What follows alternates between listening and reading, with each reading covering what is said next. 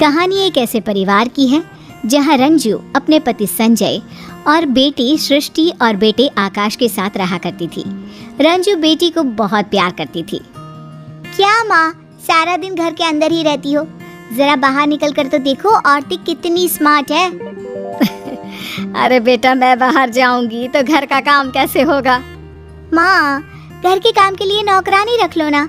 और हाँ, पापा से पैसे लेकर पार्लर में चलते हैं, वहाँ आपका मेकओवर करवाती हूँ। अरे बेटा, लेकिन पैसे क्यों बर्बाद करना? कल को आकाश को आगे की पढ़ाई के लिए और तेरी शादी के लिए भी तो पैसे लगेंगे ना। माँ, क्यों इतना सोचती हो सबके बारे में? सब अपने लिए जीते हैं, तो तुम क्यों पीछे रहो? अब पापा को ही देखो। क्या देखूं? देखिए, पापा भी तो कहते हैं ना कि तुम ठीक से रहा करो। चलो शॉपिंग करने चलते हैं, मुझे कुछ नहीं सुनना। बेटी माँ को शॉपिंग के लिए ले जाती है, लेकिन ज्यादा सामान खुद के लिए ही खरीद लेती है। फिर एक दिन, पापा, आपको एक बात बतानी थी आकाश के बारे में। वो कल ना गली के आवारा लड़कों के साथ खेल रहा था। मैंने उसे बहुत समझाया कि पापा इतनी मेहनत करते, तुम ऐसा क्यों करते हो? हाँ बेटा, वो कुछ बन जाए, तुम्हारी शादी हो जाए तो समझूंगा जिंदगी सफल। पापा, आपकी तो जिंदगी सफल ही है, और भाई की भी। शहर के सबसे महंगे एरिया में आपका घर है, जो बाद में भाई का हो जाएगा। आपको क्या दिक्कत है पापा? अरे बेटा, घर की ईंट थोड़ी ना खाएंगे, कम से कम बेटा कुछ कमाने लायक तो बन जाए।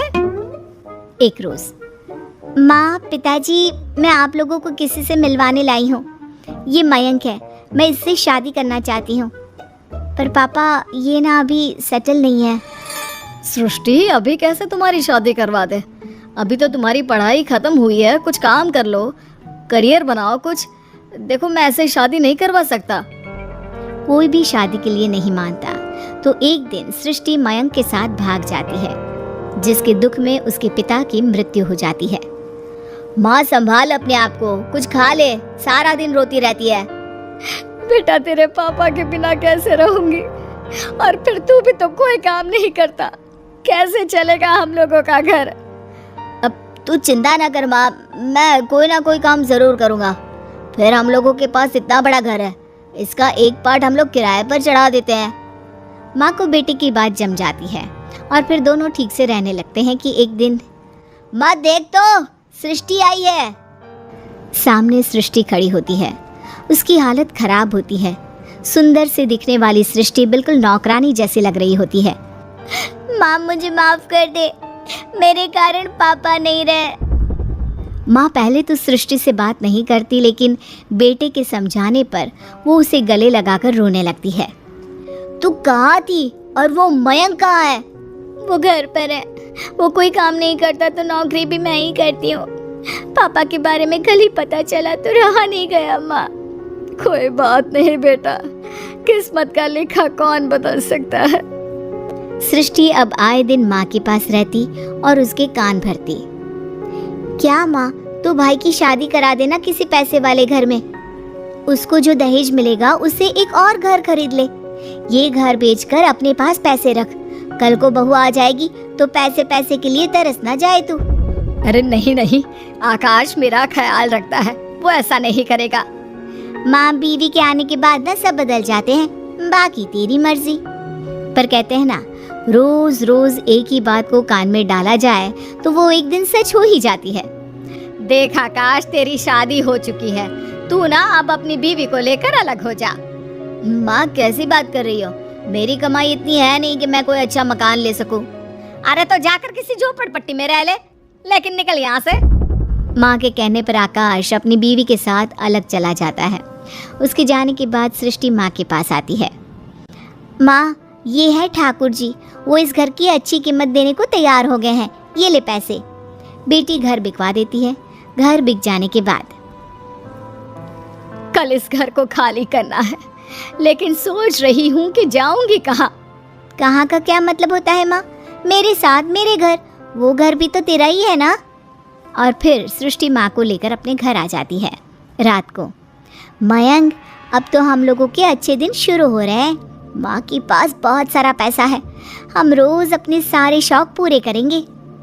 अगले रोज, माँ, वो किराए के मकान का किराया देना बड़ा मुश्किल हो रहा है। सोच रही हूँ अपना एक मकान ले लूँ। डाउन पेमेंट दे देती तो ईएमआई तो मैं देती रहूँगी जैसे किराया दे रही हूँ। हाँ हाँ, ले ले बेटा, अब जो है तुम लोगों का ही तो है। वैसे मैं कुछ दिनों के लिए ना आकाश के पास जाने का सोच रही थी, बहुत याद आती है उसकी। क्या माँ पागल हो गई हो? लाचार बना देंगे वो लोग तुमको, भिखारी की तरह रास्ते में छोड़ देंगे। नहीं माँ, तू नहीं जाएगी। सृष्टि माँ को भाई के पास जाने ही नहीं देती और किसी न किसी बहाने से उससे पैसे लेती रहती है। माँ वो कार खरीदनी है, जरा पैसे मिल जाते तो। अरे बेटा, अब तो सारे पैसे खत्म हो गए हैं, थोड़े पैसे हैं वो तो मेरे पास रहने चाहिए ना। अरे तो मैं हूं ना माँ, तेरे रहने खाने पीने सबका जिम्मा तो मैंने ले रखा है, अब उसी का बिल समझ कर ही दे दे पैसे। माँ क्या करती, सारे पैसे बेटी को देकर खाली हो जाती है। फिर एक रोज, अरे माँ क्या हो गया, आज सोकर नहीं उठी, नाश्ता भी नहीं बनाया, और ये इतनी खांसी क्यों आ रही है तुझे? पता नहीं बेटा, कल तो खांसी से खून भी आया था, डॉक्टर को दिखा देना जरा। खून? माँ मुंह से खून आना सही नहीं है, मैं एक काम करती हूँ, मयंक से बात करती हूँ। शाम को सृष्टि पति से बात करती है। अरे ये तो खतरनाक बीमारी के लक्षण है सृष्टि, माँ के इलाज में तो बहुत सारे पैसे लग जाएंगे। अब अरे लगने दो ना पैसे, वो पैसे लगाएगा इनका बेटा, मैं कल ही माँ को भाई के पास छोड़ाऊंगी। अगले दिन, माँ तुझे आकाश की याद आ रही थी ना, चल मैं तुझे ले चलती हूँ। हाँ बेटा, पता नहीं जिंदगी कितनी है, कुछ दिन उसके साथ भी रह लूं। बेटी माँ को लेकर भाई के घर जाती है, लेकिन वहाँ पर भाभी कहती है, वाह दीदी, जब तक माँ के पास पैसे थे अपने पास रखा, घर बिकवा दिया, सारा पैसा ले लिया। पता है मुझे कैसी हालत थी आपकी जब भागकर शादी की थी। अब माँ को हम लोगों के दरवाजे छोड़ रही है। अरे जाइए यहाँ से और इन्हें भी ले जाइए। तभी वहाँ आकाश आ जाता है। अरे माँ, कैसी हो माँ? सुगंधा की तरफ से मैं माफी मांगता हूँ। आओ ना अंदर, आओ सृष्टि। देख भाई, माँ की तबीयत ना ठीक नहीं है, इनको अच्छे से डॉक्टर के पास ले जाना। और हाँ, माँ को कुछ होना नहीं चाहिए, मेरी नजर रहेगी तुझ पर। वाह जी वाह, अब नजर रखोगी। अरे इतनी चिंता है तो साथ ले जाओ ना। तभी आकाश बीबी को जोर से डांटता है, ये माँ है मेरी, तुम्हारी हिम्मत कैसे हुई माँ और बहन से ऐसे बात करने की? माँ की आंखों से पानी आ जाता है। जिस लड़की ने अपने आगे अपने पिता की इज्जत को भी नहीं रखा और चालाकी से अपना मायका खत्म करने की कोशिश की, ऐसी लड़की के कारण मैंने अपना इतना अच्छा बेटा छोड़ा। मुझे माफ कर दे बेटा।